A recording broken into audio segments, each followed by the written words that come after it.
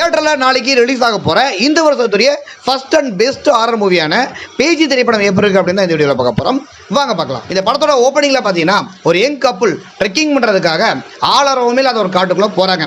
அப்படி போனவங்க ஒரு டென்ட் ஒன்று அமைக்கிறதுக்காக ஒரு கிளைவனை வெட்ட ரொம்ப நாள் அடைச்சி வச்சிருந்த பேச்சுன்ற பேர் ரிலீஸ் பண்ணி விட்றாங்க.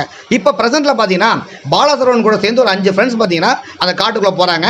அப்படி போனவங்கள அந்த பேச்சு என்ன பண்ணுச்சு, நிஜமான அந்த பேச்சு யார் அப்படின்றது தான் இந்த பேச்சு திரைப்படத்துடைய கதைங்க. இந்த படத்துடைய மிகப்பெரிய ப்ளஸ்னா, இது வரைக்கும் நம்ம பேய் படங்கள்னாலே நைட் டைமில் வீட்டில் இல்லை ஒரு பங்களாவில் காட்டுக்குள்ளே தான் காமிப்பாங்க. பட் இந்த படம் ஃபுல்லாகவே காட்டுக்குள்ளே தான் நடக்குது.